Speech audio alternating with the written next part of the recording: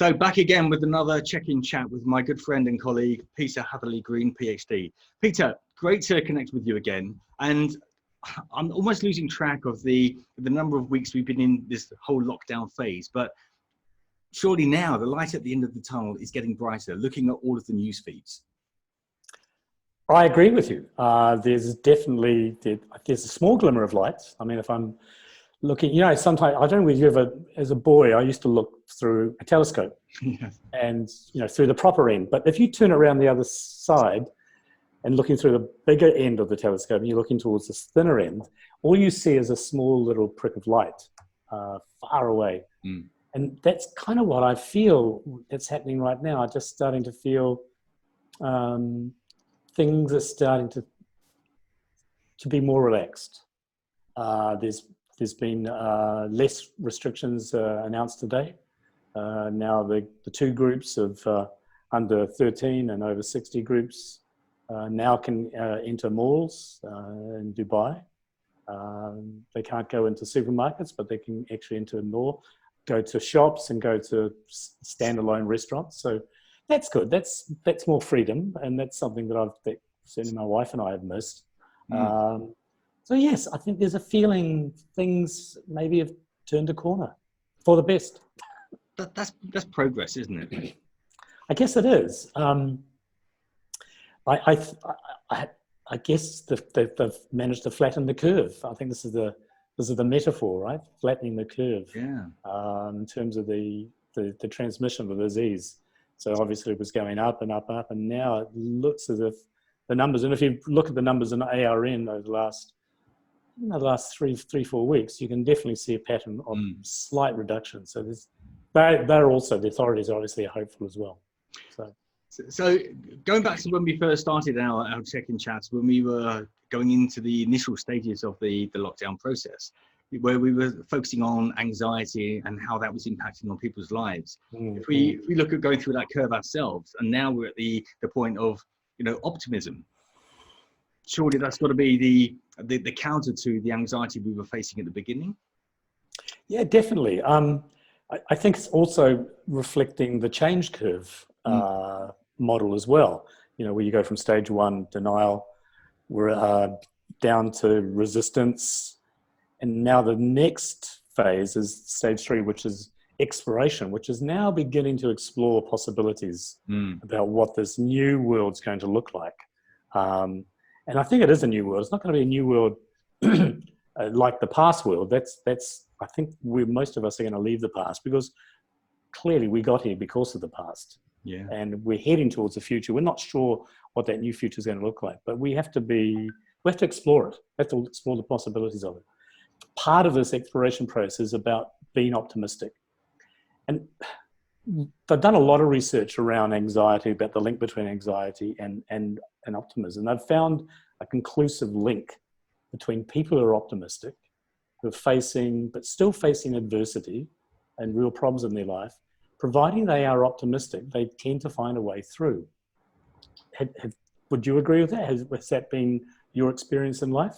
Yeah, absolutely, yeah. And again, going back to the work of Carol Dweck in terms of her mindset, the growth and the fixed mindset, how we look at things plays a huge part on how we then have that levels of optimism or pessimism about the same subject.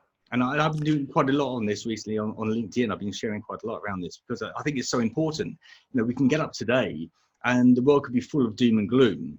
And tomorrow we'll wake up and we could see it from a very different angle, and yet nothing's really changed.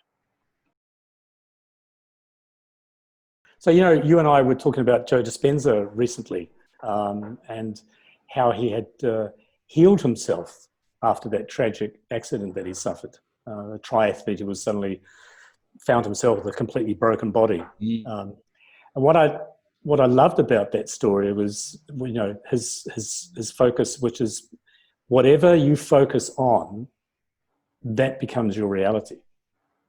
Yeah, and there's a lot of truth in that, right? Yeah, and again, going back to what I said earlier on, if I wake up one day and I'm feeling, everything is the weight of the world on my shoulders right now. If I give that energy, if I put my focus of attention on that for the whole day, that would just escalate in terms of the gravitas of that. You might be quite small in the morning, but if I keep sort of adding fuel to that across the day by thinking it from a negative perspective, by the time I go back to bed that evening, I'm not going to be able to sleep, because the weight that I've been carrying around all day has grown to the extent that I won't be able to, all of this stuff's going to be going around in my mind, and the overwhelm and the anxiety and the panic that's going to be building up inside. However, if I wake up and I look at things from the growth perspective, where I'm looking at opportunities that I can maybe create as a result of this experience, and that excites me, that motivates me, that inspires me. And that in itself, if I'm giving that more attention, I'll be even more inspired, more motivated, more excited. So it's true. Yeah.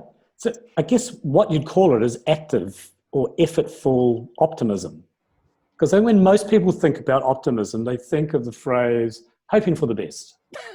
I'm sure things are going to be fine. I'm sure things will be great. And that's not the type of optimism we're talking about here. We're talking about a very focused form of optimism, which actually is solutions driven. So yes, we're hoping for the best, and this is what I'm going to do to try and ensure that that's the outcome that I want to achieve. One of the earliest movies that was ever shot using the old cameras back in the late 19th century was of a Frenchman who had created a Birdman suit. And there was no sound, of course, because they hadn't invented sound, but there was definitely a movie.